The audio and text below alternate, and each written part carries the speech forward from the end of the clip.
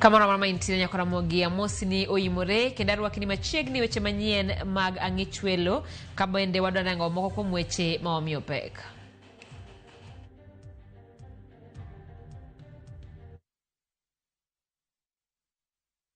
Don't have the capacity as at now to finance free primary, free secondary, and I will explain to you. Migao mar omenda oyango ni sirikal ok nyal siro somo maonge chudo ne jopuonjre skunde primary kaachiel kod sekondar. Ng'ama nego jini en watni en kata osiepi wach ni ng'ani en kama mond kik wayud ni gigi dhi nyime nikech ng'ani tie kumoyude chiemo tie kumorwakore. Wanyiso jonyuol ni ging'eyo this perpetrator janek ni ging'eyo to nyaka kele into book. Jokenera ticho ganda dwaro mondo kas nonro kendo maka chije mitudo gi nek mosebedo katimore gwenge mage miala. Report mar duol manono tije obila IPOA oyango ni obila ne ok oluwo chike kendo norocho ratich jong'anyo e ng'anyo ang'wen manobagi e dwe mar 6 kod 7 higani.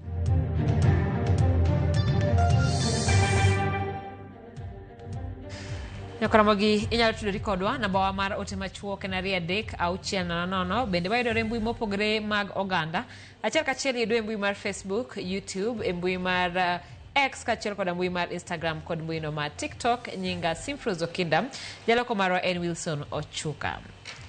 Kawachako en ni jatend migao mar omenda John Mbadi owuok e lela kendo yango ni piny owacho onge kod nyalo mar siro somo maonge chudo e skunde mag primary kod sekondar. Mbadi wacho ni kaluwore gi gope mathoth ma piny Kenya ni godo, piny owacho osebedo ka rem chwalo chudo mag jopuonjre kata japuonjre ka japuonjre mag skunde sekondar. Kaka jafwambo marwa Chris Owino leronwa jood bura oketo migao mar somo e tago maliet kuom chwalo omenda mag somo ne skunde ma Nyawawa e kinde ma skunde ma hie to guonyore gi pado. E nyim komiti mar od bura mar somo, jatend migao mar omenda John Mbadi oyawo chunye kendo wacho ni piny owacho onge kod omenda moromo mar siro somo maonge chudo ne jopuonjre mag skunde mag primary kaachiel kod sekondar. You see, the problem is we live a lie. Let me put it this way, and I've been around here. We don't have the capacity as at now to finance free primary, free secondary, and I will explain to you. E akire kiki mar miriambo mar sirikal e wi omenda mar siro weche mag somo kod wacho adiera, Mbadi oyango ni kuom siling 22,240 ma sirikal onego bed kachulo ne japuonjre ka japuonjre e skunde mag sekondar, piny owacho osebedo kachulo mana siling 16,900 kende. If you look at the total budget for the year and you divide by the number of students we have in this country, instead of 22,000, we are funding up to about 16,900 shillings. Mbadi olero ni kalure kod medruok e gope mag piny Kenya, sirikal osebedo ka thembo e chulo shillings 22,240 e skunde mag sekondar, 15,000 ne junior sekondar, kaachiel kod shillings 1,500 ne jopuonjre mag skunde mag primary. The reason why probably 5 years or 7 years ago we were able to meet the requirements, apart from the fact that we adopted a free secondary education, was also because that time the debt repayment was low. Now the debt repayment is high and it is said everywhere. Kata odoko ni jodongo ne ogoyo ngero ni wacho adiera gonyo ng'ato thuolo, adiera mar Mbadi okete e lot mager ka jood bura penjo gimomiyo sirikal osebedo ka oling' thi e wi wach makamano. You should have been honest with us and tell us, yes, it is 22, but if we work with 22,000 per child for senior secondary school and the 15,000 per child for the junior secondary school, and we work with 1,400 plus per child for free primary education, you will get higher figures than what is in the budget. Jokanyo ma komiti no owuok tumuso kod migao mar somo magiwacho ni osebedo ka chwalo omenda mar siro weche mag somo e skunde ma Nyawawa. We talk about Bomet High School. We received 50 million. Bomet High School does not exist. E kinde ma sirikal wacho ni gionge kod omenda moromo mar siro weche mag somo e skunde mag primary kod sekondar, kweth machielo ma sirikal osebedo ka loro gwenge ma pacho kae kendo chiwo kony ma kore lach mar omenda e juma ka juma. E kinde ni ma sirikal wacho ni gionge kod nyalo mar siro somo manono e skunde mag primary kod sekondar, penjo maduong' en ni ging'eyo wach makama karang'o, to ang'o momiyo gisebedo ka giwuondo oganda jo Kenya ni gichung' ne chenro mar somo manono e skunde mag primary kaachiel kod sekondar. Chris Owino, Ramogi TV, Parliament Buildings, Nairobi. Samora paro ni sirikal ni onyono kar tiende mar nero kata noro sekta mar somo kaluwore ni mane sekta masani gie thuolo ni yudo pek ahinya kamana e thuolo mokalo duol mar HELB nowacho ni gionge omenda, duol mar university funding bende nowacho ni gionge omenda.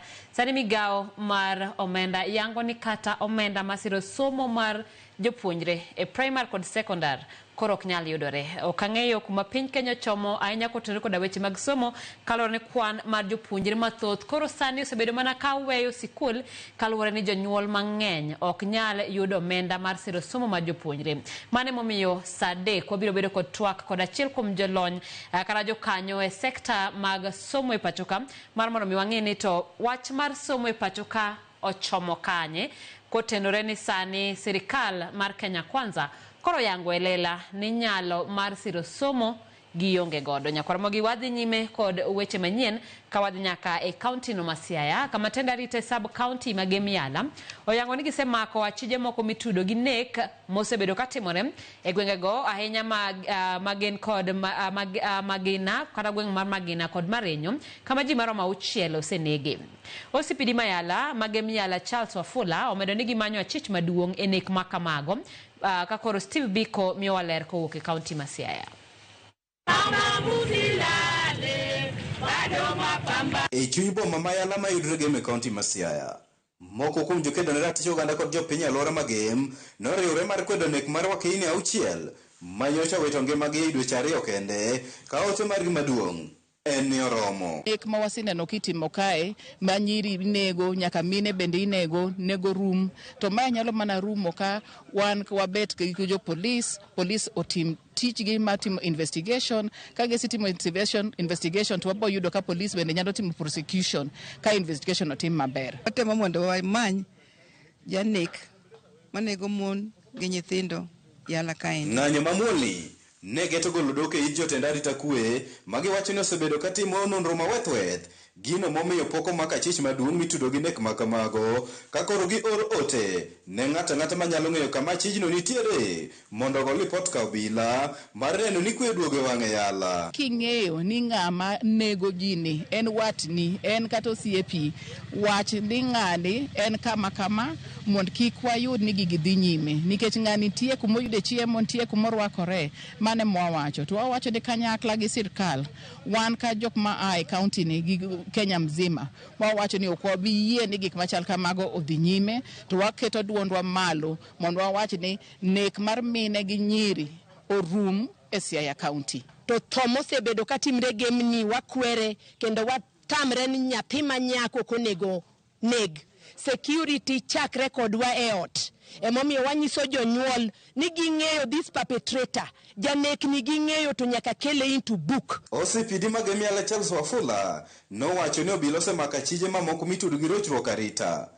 Kata kamano, pok ochwal gi e doho ni mar nonro pod dhi nyime e kinde ma achich maduong' to pod olal mero. So far we as police officers we have done a lot, especially on the issue of how we can apprehend this serial killer who is still at large. So far we have made several arrests, but again we cannot confirm that we can prosecute these people because we are still conducting some investigation over this matter. Wafula nowacho ni gisekeyo nonro mar achijno ne jopiny mondo konygi e yude ka koro kwayo jopiny mondo ti machiegni gi obila e timo apedhano. I want to assure members of the public that if at all they can have any information pertaining to the serial killer, because we have circulated all the information pertaining his appearance, let them submit the information to us. We have even submitted our numbers to them, and in case of anything, let them liaise with the local administrators for the purpose of this information getting to police immediately so that we can apprehend this person. No nyisa dira margi kaka jotend arita kwe maduogo geno ne jopiny modagi luoro kaluwe kod arita kwe mosembek ni kono. I just want to also confirm that Yala sub-county has remained calm for the past few months, apart from this incident now which is coming up. But I promise, anytime we are going to get rid of this individual. Magi bire kinde manyuola mar Veronica Odongo, chiliel manowito ngimane yo magalagala no, obago nyasi mar ik mare chieng' ngeso ni, kata odoko ni onge lipot mora mora, magiseyudo wi okang' manonro sechope wi nek mare. Steve Biko, Ramogi TV, Siaya. Hero kamaranya Steve Biko wadhi nyime kama lipot mar duol manono tije obila mano IPOA oyango ni obila ne okoluwo chike kendo norocho ratich jong'anyo e ng'anyo ang'wen mano bagi dwe mar 6 kod 7 higani. Lipot no oyango ni ji 65 nowito ngimagi, jomoko 342 noyudo hinyruok ka obila 171 bende nohinyore e ng'anyo ang'wen go mabende noweyo ka mwandu manego gitara okethre.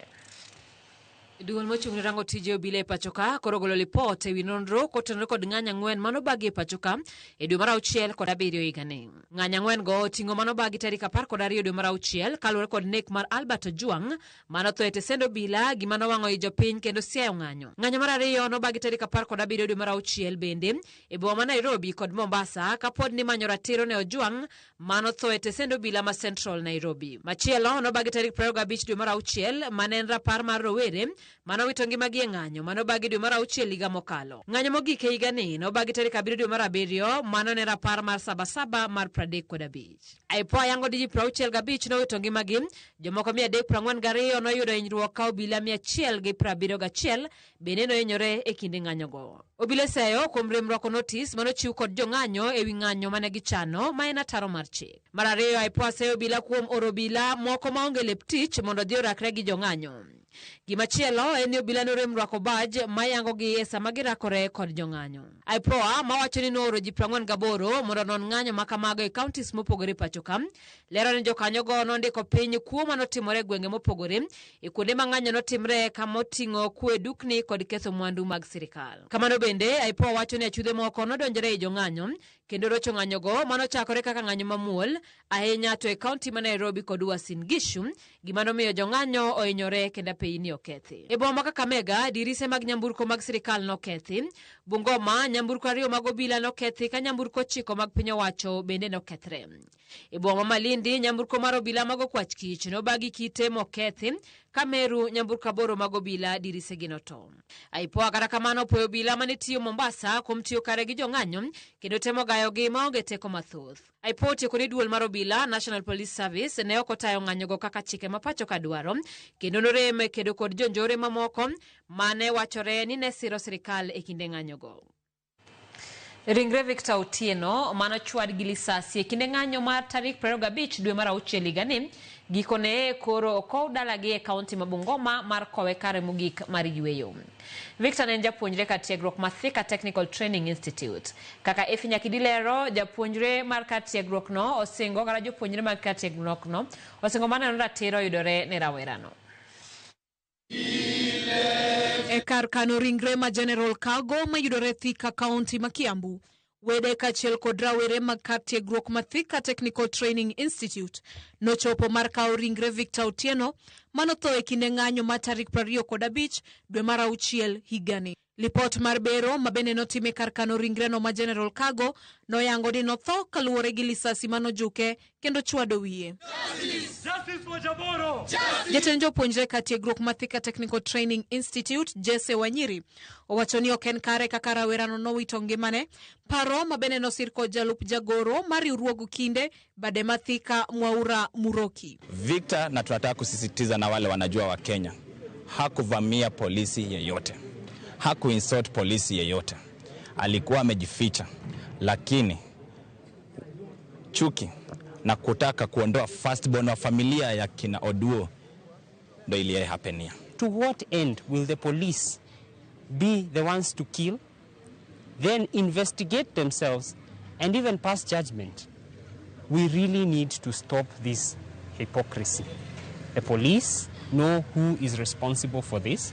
They themselves took the life of Victor, and if any justice exists, then let those people not know any peace. Patrick Oduor mawuon Victor no yuago nek mar nyathine makayo kadwaro mare maduong' en mondo mi duol marango tije obila pachoka IPOA otim nonro margi mapiyo mok ginindo e nyabathe konchiel. Tulienda IPOA wakachukua statement. Kutokea hapo wakaniambia bado watanihitaji, bado wanatafuta evidence, which means police ilikuwa bado hawajawapatia report, na wakaniambia hii report watapata kwa DCI huko. Jopuonjrego singo masiro familia no kachiel kod neno ni ratiro oyudore ne nyawadgi Victor Otieno. Victor could be here supporting his family financially, but now it's the pain. Sisi kama vijana tutaungana, we will mourn with the family, we will cry with the family, but we will not mention the name of Victor in pain, but with power. His justice, we shall demand it. If demanding the justice of Victor will cost our blood, so be it. Victor ibiro kow kare mogik mar yweyo tarik 26 dwe ni dalagi e gwenge Makalala mayudore Webuye West County ma Bungoma. Efinya Kidi, Ramogi TV. Kopogore gi mano ni achich maduong' e nek manotimore e osuptal maduong' mar Kenyatta mong'ere kaka Kennedy Kalombotole nochopie doho mamalo mar Kibra odiochieng' ma kawuono kama ne okil mare ogolo kwayo ni mondo we thuolo mondo onyal yudo thieth makare kaluwore ni tesend obila mar Kilimani kuma osebedo ka idinone ok oyudie thieth kata chiemo malong'o. Ka dwarogi en mondo oduoke osuptal mar Kenyatta kata osuptal mora mora e kinde Mama Lucy kata Mbagathi gino mano kwedi koda doho ka iwacho ni bedo ni en achich maduong' e wach nek manotimore Kenyatta obiro keto ngima jomoko e alworane kamarach. Jang'ad bura Daisy Mutai kata kamano kwayo okindego kendo golo chik ni mondo dinne Kalombotole e od thieth mar Mbagathi kuom dala 10 gi arita mamalo moloyo. Respondent has no known place of abode. There is no documentation of identification, and even there are no known relatives. It would then become hard to trace the suspect, even for purposes of conclusion of investigations. Safe to add that the respondent shall be held at Mbagathi Hospital while receiving treatment under tight security for a period of 10 days to enable the state to finalize investigations concerning the matter in question. The OCS Kilimani police area is to oversee to this security. While at the facility, his mental assessment is to be undertaken. Counsel for the respondent are to be granted access to visit with the respondent. Jandiko embui Ndiang'wen Kinyagia koro wacho ni gima neni kamarach kodwaro mondo mi doho omedrido chike manogol mondo mi kik make gi obila.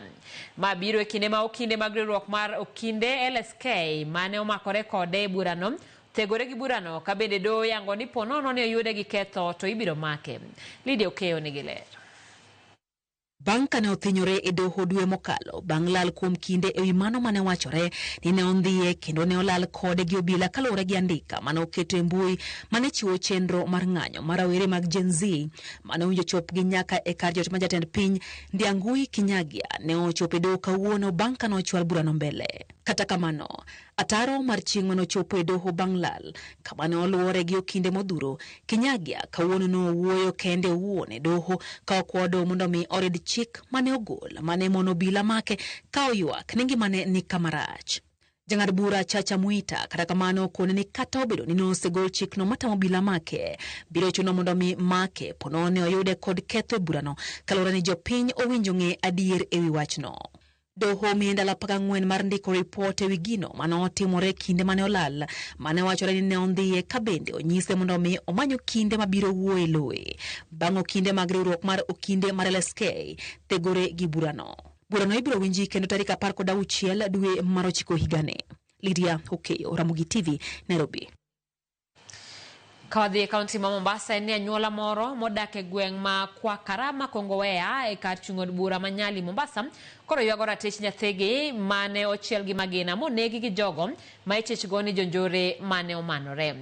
Miyo no maloko hand M-Pesa ne omonji e dhode bang' loro ohala kar saa 3:30 gimotieno achije adek mane oringo lal gi apiko mane gintiere godo. Joja oko nigi ler mathoth kowuok Mombasa.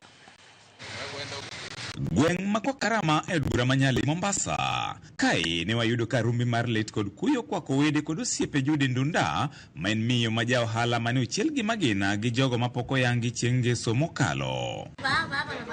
Kaluwore gi joneno, miyono mane oriko loro hande mar M-Pesa kar saa 3:30 motieno ne ochiel gi magina kosechope dhode gi achija adek machalni ne kiye kanyo. Vile sikujua mwanzo nikichungulia nipata bodaboda imesimama, lakini kwa ile ukweli sikujua nini chaendelea. Baada ya dakika 2 ndo nasikia kama risasi zinalia. Nikitoka naona watu wanapanda pikipiki tu wanaondoka. Sasa ndio tukang'ang'ana, nikaambia huyu jamaa beste wangu tufungue tuone ni nani ameuliwa. Sasa kutoka hapa nje nikapata mtata wangu ameanguka pale. Alikuwa amepikwa ya hapa na ya chini. Alipokonywa kipochi alikuwa amebeba na simu 2, na walipoenda Manjangiri simu ilipatikana Mbungoni area ya Mbombululu. Simu ikaokotwa ikapatikana zimetupwa. Jago magiloko gokoni ne gitiyo e odiechieng' mangima magiloro kanyakla maonge wach kata dalili mora mora manyiso ni ngima nene nie kinda kuru Gasumbi. Kabla auawe tulikuwa na yeye, tukafunga nduka vizuri. Mimi nikaenda kula sapa pale kwa hoteli. Unapo ndo andi yangu mdogo mwenye walikuwa naye. Naona amekuja amekimbia.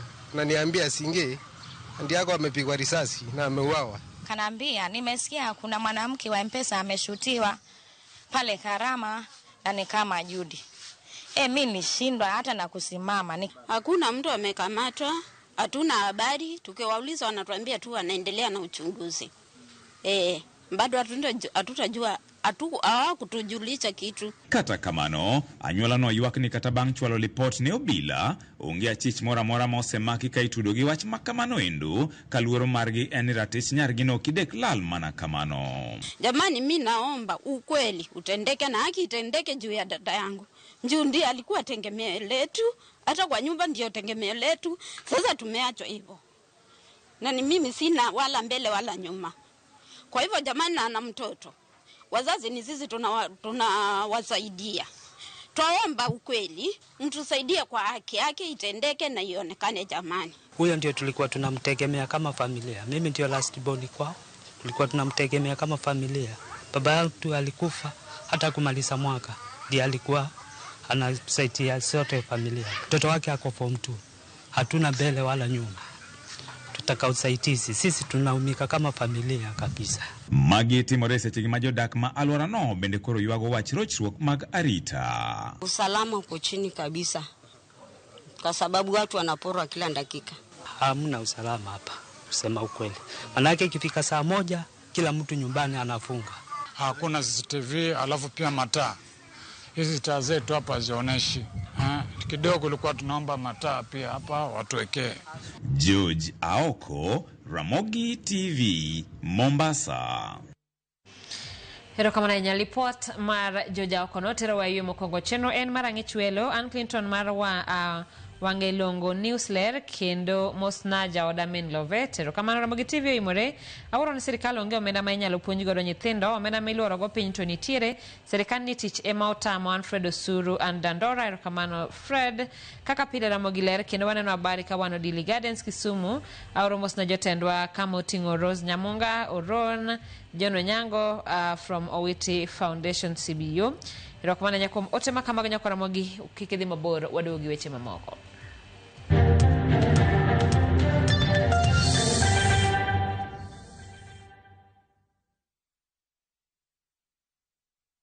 Introducing Wigo, your trusted ride. The ride with the most reliable, verified, efficient and transparent drivers. With fabulous cashback incentives for passengers, each trip on Wigo feels like an upgrade. Download Wigo from Play Store or App Store or SMS Wigo to 20425 and ride with confidence. Wigo, let's go.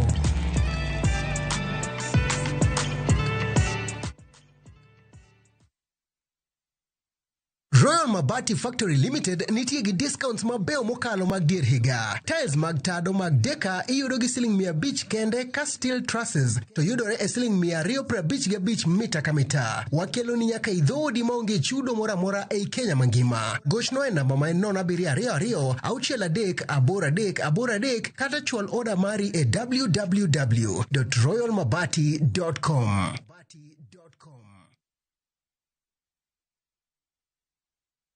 New Downy refill pouches, lasting longer than expensive perfumes. Cut, store, and no need to add water. Serve with a Downy refill.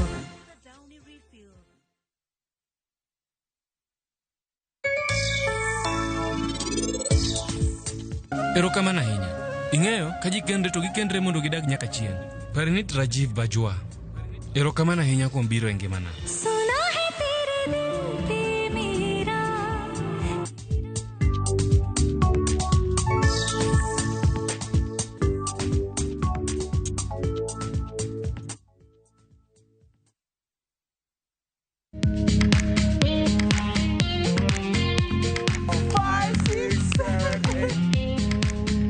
For all matters health, watch Ndakitari in Kikuyu, Penj Laktari in Luo, and Uliza Daktari. Hivi viharusi vinatoka upande wa roho, wa moyo. Utirio horo wa wellness check-up.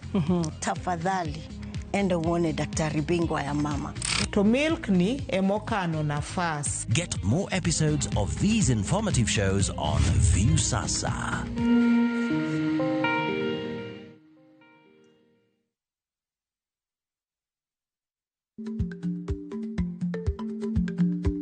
Chako chon loyo dhi kajuoga. Ma tiende ni bedo gi ikruok momondo, geng'o masiche kod midhiro mang'eny mabiro e ngima dhano.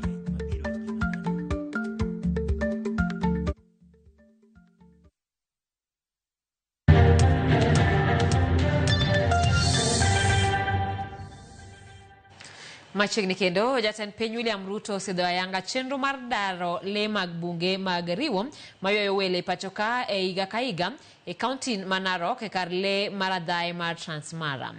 Ruto koni kopogore kod nyadhi ma Kenya chamo ewi bedo kar hemko mag gik mathoth e Afrika, Kenya en kar yudo mor kod gik mayuayo wang' malach. Jatend piny koni koro maino nitiere bero lwasi kod rito alwora kaka yo mar jiwo yuto mabiro kotenore kod jolimbe machope pachoka kinde ka kinde. Otielo ni ochumi mar Kenya biro dongo kaluwore kod yuto ma Kenya yudo kotenore kod limbe ma kamago. From China. And therefore, this is an Narok County and to all. Kenya welcomed 2.4 million international visitors, a 15% increase and a powerful signal of global confidence in our destination. And the Masai Mara stands tall among them, not just for its wildlife, but for the warmth of the Masai people, whose culture, hospitality, and guardianship make this landscape truly unforgettable. We are expanding our tourism product to go beyond wildlife, to go beyond our national parks, to go beyond our beaches, to the wide array of what Kenya is good at, wide array of what Kenya has to offer. As I said, by 15% last year, we moved our numbers from 2 million visitors to 2.4 million visitors. Our targets are 5 million in the medium term. Jatend migao mar arita Kipchumba Murkomen owacho ni migao mar arita osechako keto e tim atamalo 10 mar medruok mar osara e kidienje kaluwore kod kaka budget mar ikomenda ma higa 2025-26 onyalo kaka okang' mar keto e tim dwaro mar duol manyuong kaka mano yango lokruoge manoketgo ne tijo bila. Kauloso e kinde romo mar arita mong'ere kaka jukwaa la usalama e boma ma Kapsabet County ma Nandi, Murkomen okwayo jokanyo mag bad migao mar obila mondo obed kod horuok e kinde ma bad migao mar arita keto e tim tielo mar ariyo mar winjruok mar medruok mar osara kod atamalo 10. Murkomen bende wacho ni midhiero mar arita mikelo kod kuodho kopod en pek e weche arita mar gwenge e nyandwat mar hoho mar okak. Ikine ma sirikal nitiere chenro mar mako magina 5,000 nyaka 10,000 ma jonjore mag kuodhok nigo e gwenge duto 6 ma jonjore mag kuodhok yudore moting'o Baringo, West Pokot, Elgeyo Marakwet, Turkana, Samburu kaachiel kod Laikipia. The entire premise that was met to our police officers will be implemented, and should there be an issue that requires the numbers to be shared and so forth, the National Police Service Commission can do so, or the Inspector General Police can do so. We are ready to make sure that we remember that the implementation was staggered. It was not one-off. It was one-off. We would have finished. Moko kuom wuone e gwenge mag North Kabuoch e kar chung'od bura Mandhiwa kaunti ma Homa Bay koro wuok oko mar jiwo joma chuo mondo kaw ting' mar konyo mine utegi piro kendo rito nyithindgi matindo mano ni nyithindo odongo ka gin kod ngima makare. Ma en kaluwore gi puonj ma giyudo e wi rito nyithindo ma hikgi ni nyaka dweche 3. Ali Abich miyowa ler mathoth. E gwenge mag North Kabuoch e kar chung'od bura Mandhiwa, riwruok moko mar piny owacho ma ong'ere ni Child Fund marango ngima nyithindo ma hikgi ni 0 nyaka 3 mar neno ni gidongo e yo mowinjore ne ochako chenro mar chiwo puonj ne wuone e gweng'no e ber mar bedo machiegni kod nyithindo ka gikonyo min utegi rito nyithindgi e yore mopogore kata e seche ma min nyathi onge. Lucas Onyango en achiel kuom wuoro mokawo ting' mar rito nyathine ka opire kata e kinde ma min ode onge ka okoni kuom thuolo malach. Thoth joma chuo bolo mana ting' mar rito nyithindo ne joma mine kendo gibed gi thuolo mar ng'eyo kaka nyathi onego bed ni dongo. Egi chon ne an kuom kia to gi sani koro kawuono an kuom ng'eyo nikech nyathi kare en marwa ji ariyo. Onyalo denyo tanyalo ruone nyuka momadhi kata anyalo tedo ne kuon mocham ka nyathi moseromo chamo kuon. Anyalo chwako ne kata chak momadhi. Ka sama min gi onge kata koponi odhi oko lepe manorwako to an kod ng'eyo sani nonego bed ni alonyo gigo taluoko to kaseluoko taloko ne manyien. Lucas wacho ni wuone makawo ting' mar piro nyithindgi e kinde ma gidongo ikawo kaka jogo maonge dwol e utegi ka ok ni ber mondo miyo kaachiel kod wuoro kaw ting' maromre mar rito nyithindgi. Nitiere chwo mang'eny mosewacho ni chi ng'ane oloyo chi Lucas ni oloyo Lucas manade. To mano ok rachna nikech sama rito ngima nyathina kanodwanyore to aywe kata kawe loko ni lewni to aluoke to aneno ni ngima nyathino ema kine konya. Mama ting'o nya e dweche 9 monyuol nyathi koko chako pidi machiemoro nyathi wuothi. Nyathi odong' e wiye ma kata nyathi oyud mana kadwanyore ok nge ng'ama ng'iyo en ma en godo kende ka ji chiemo e mesa kik iket nyathino kama chiemo biro lilo na kado kawuono ana chiemo to kare ber moloye. Moko kuom joma chuo ma bende okawo ting' mar piro kendo rito nyithindgi wacho ni puonj ma giseyudo wach rito nyithindo miyo gi mijing'o mar bedo machiegni kod nyithindgi ka gikonyo kata min utegi tero nyithindo e klinik ka gijiwo joma chuo mondo kik we ting' mar rito nyithindo ne joma mine kende. Koro wapuonjore gik mang'eny e weche ler, e weche rito alwora, kaka alwora nyathi nyalo bedo gi kwe kich kwariwore pamoja to nyathi bende dongo kohero wawa duto te. En mondo mi nyithindo ma wan go odag e ngima mowinjore. Coordinator mar Child Fund Mary Ochieng wacho ni chiegni kuom nyithindo 100 manie kind higa 0 nyaka 3 43 ok dongo e yo mowinjore nikech giyudo arita makare kuom jonyuolgi kendo mane makoro miyo gidhi nyime gi chenro mar puonjo joma chuo ber mar kawo ting' mar rito nyithindgi. Statistics wacho ni kuom nyithindo 100 43 kuomgi ok dong maber mowinjore mondo mi obed gi full potential margi. Mano en atamalo mang'eny omiyo chuno nyaka walok kaka wang'iyo nyithindo mondo mi nyithindo gigo mowinjore manyalo miyo gidong e yo makare momiyo gibed joma dongo manyalo chopo dwaro monego bed ni gitimo. Ali Abich, Ramogi TV, Homa Bay.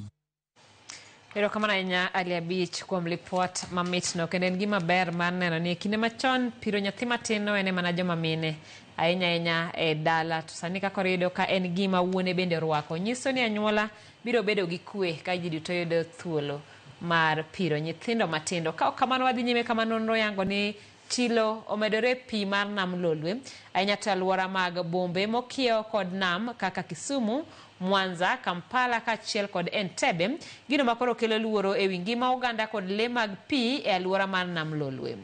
Nonro ni otim kod commission mar riwruok mar bad nam Lolwe kod riwruok mar piny Jerman.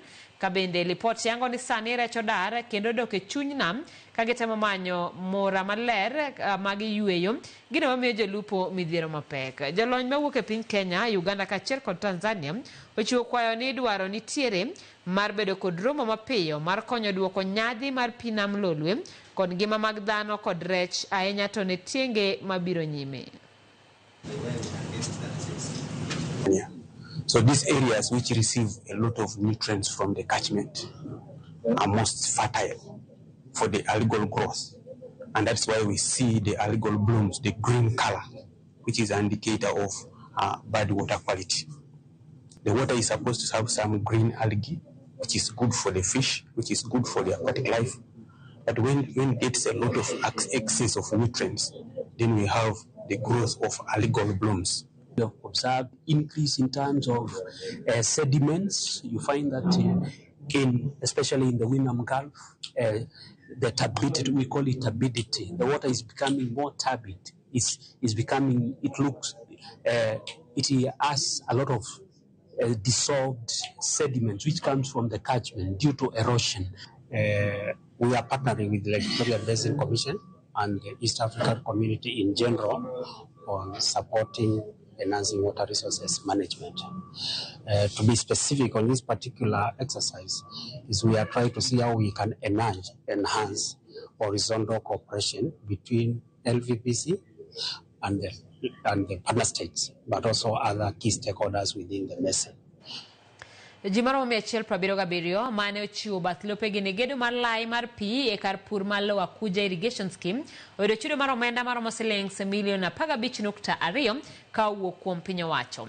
Ma otim kokalo kuom duol mochung' ne pur makeyo pi e puothe mano the National Irrigation Authority e tielo mar ariyo mar chudo. Dweche ang'wen bang' ji maromo 80 mane ochiwo lopegi mondo gere lai mar pi e kar pur Malo Kuja Irrigation Scheme e sabkon manyate kido chudo margi ji mamoko maromo 177 ma bende yando spido ka ito chudo margi oyudo chudo mar omenda maromo milion 15.2 e tielo mar ariyo mar chudone. Jogo mayudo chudone osebedo karito kuom higni 11. Rite gaming'a chakre ne irrigation chakre madhigni 11. No mara ochopo nikech ochope wang'e kata obedo ni warite gaming'a to chope wang'e. Pesa ni en pesa mosebudho ma ka wayude kawuono. Kian as one of the farmers awinjo kamor kech aneno ka odhi konya e medo pur. Koro wadwoko ne sirikal erokamano kendo wadwoko ne jonia kuom paro maber mondo mi gipar ko joma be nosebedo kane gomba ni be chiemo no yude pesa ne odonjgo kata mani. Chiendo machuni ne otele kod jakom mar bodno mar National Irrigation Authority Midusa Gilbert Maluki mane owacho ni pod nitiere omenda ma odong' maromo milion 35 ma pod gidhi chulo jogo eko ma odong' e kinde mabiro. Maluki wacho ni chudone ok osetimre dichiel nikech pod nitiere wege lowo ma pok obiro mondo koro ket kokgi ka giyie kod chudono ma omigi kod piny owacho. Leo tumekombezeti wakulima 177 na zile pesa ambao tumewapatia kwa zile shamba, ile shamba lao lipitia kanao ni 15.2 million. Okwayo jogo modhi e doho kawo tende kod weche mag chudo mondo yie koro gol cases go mondo ibed kod twak kod piny owacho. Jambo ambao linatuzuia kutomaliza hili jambo, kulikuwa na kesi kwa koti ambao kuna wakulima ambao wameshtaki National Irrigation Authority, na kwa hivyo tunahimiza wakulima, we are requesting and urging all the farmers, kindly let us register our consent that we can remove these things out of the court. Piny owacho keto tenge omenda maromo milion 68 ma ichulogo jogo eko mane ochiwo bath lopegi ne piny owacho mondo koro ger e kuondego mabende koro piluwo e kar purni mar Lower Kuja Irrigation Scheme. Magi biro kinde ma jopur bende koro dwaro mondo piny owacho tiek gedo mar kar purni ma nyaka sani kuom ekas 10,900 mana maromo ekas gana biro kod 200 kende ema pi osechope kendo pur koro dhi nyime. Kene scheme no chakore chon. Tanyalo wacho gi dhok machielo ni no lack political goodwill. Nikech serikal mamalo nowinjo tik scheme ni gi higa 5. Kendo wakwayo serikal ni koyie to ogol pesa mondo mi ochop tunge duto te, kuonde duto te e Nyatike. Jopur bende koro yaw midhier ni kaka nderni maricho e kar pur malo kuja irrigation scheme. Gima de tim mapiyo piyo en kaka sana yore shida mar yore e scheme kanyo richo. Sewinjore gi manager mar Nia Maka ni wadhi bedo piny wane wago kwan nderni mage culverts mage ma okethore waketinegi pesa mondo mi access kage nyalo bedo ni gidwa wuok joma dwa kawo rice joma kelo mondo for drying for sale gibed gi access. Bad migaono mochung' ne pur ma ikepi e puothe National Irrigation Authority wach ni gidhi nyime kod tieko gedo mar kar purni magiwacho ne nitiere kod nyalo mar golo chiemo mathoth e kaunti ma Migori. In the next 2 to 3 years we are going to do the infrastructure because we're looking around 700 million. Kuja as highest productivity in the rice schemes because here we are getting about 3.6 tons per acre. The national average is about 2.8 tons. En scheme mapoko dhi mabor, koro wadwaro welo mondo bi warwako gi puothe duong' gi konywa pur. George Juma, Ramogi TV, Migori. Wuoth mar M-Pesa odonje kaunti ma Embu e kinde mag dhialo higni 18 mag chwalo chenro mag e pacho ka. Kambi mar Safaricom medo tiego jopiny e yore makare mag tiyo kod simbe. Wuoth mar M-Pesa no itimo e tudruok e kind kambi mar Safaricom kaachiel kod Royal Media Services. Wuoth mar M-Pesa sokoni nodonje kaunti ma Meru gi mor kod miel ka gilimo chichni mar Makutano, Kianjai, Muriri, Lare kod Maua. Norwak gi ilo ka jodak oromo gi jolendo magi hero mar nyakalondo ma Citizen kod Muga FM. Bang'e ne giyudo puonje wi tiyo kod M-Pesa makare ka bende ne giyudo mich modhuro. We're discussing here in Lare today with a few shopkeepers who are telling me how they used to struggle to take money to the bank, probably in Maua or somewhere. But now today they are paid through the Lipa na M-Pesa platform. E kaunti mabathe Matharaka Nithi e boma Machuka, mine no yudo thuolo mar tiegore wi yore mag tayo ohandgi kokalo chenro mar Wezesha Mama mitayo gi kambi mar Safaricom. We will train them on financial awareness and many other elements to empower them as women. And one of the women groups will actually get a grant that they use to running their own businesses. Targeting women-led enterprises to train them on financial empowerment, business development, and also partly on branding and ensuring that they are well set in terms of saving. And to take advantage of good loans so that we stop shying away from borrowing money as women. We borrow the money, we put it in a productive manner, and we keep building our businesses and our lives. Chenro mag M-Pesa gin mago moyangi ni siro dongruok mag ochumi pachoka kendo dochieng' makiny wuodhno ne dhi e kaunti ma Embu. 50 million Kenyans who support us, who have helped us build this brand. We are so grateful to Kenyans and we will continue to do whatever it is in our power to enable you. Joyce Olo, Ramogi TV. Nyakoromogi wakawo yweyo machielo chenro en marang'ich welo wadogi weche mag tuke.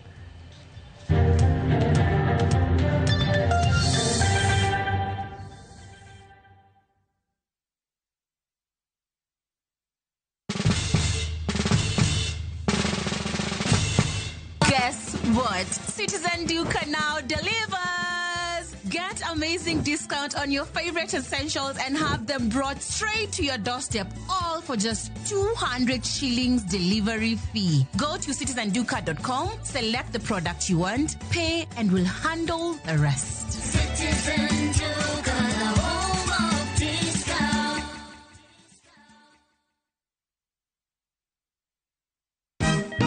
Siku njema huonekana asubuhi. Kabisa Januari amangana gao. Seti him. Chamige. We museo. Kenya nzima tunasema jambo Kenya. Wax, tiki, taka. Twende sana my people. Hapa ndo nyumbani kwa muziki wa Afrika Mashariki na malezi ya vipaji. Sasa tuko tayari ku drive on. Mibibi na mijize, leteni porojo sasa. Kwa habari za kuaminika kutoka kila pembe ya nchi. Are you ready? Leo kati ya Ingwe na Korserka. Hapa ndio home. Radio Citizen, radio number 1. Radio number 1.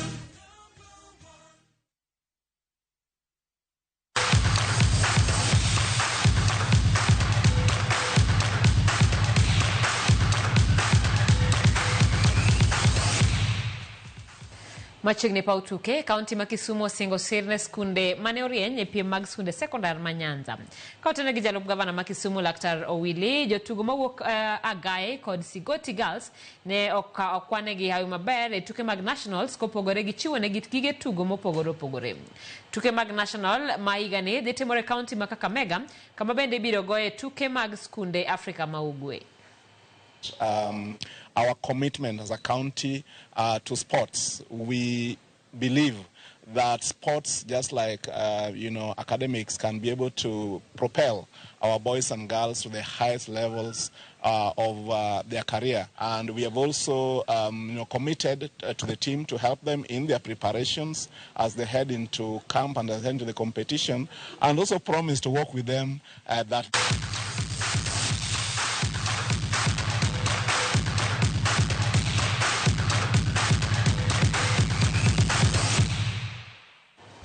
Yakoromo gi kanye mabodwan mondo watiego weche manyien mag ang'ich welo mane thuolo mane wantiere godo. Erokamano ahinya kuom kawo thuolo mari mar bedo kodwa e chenro ni.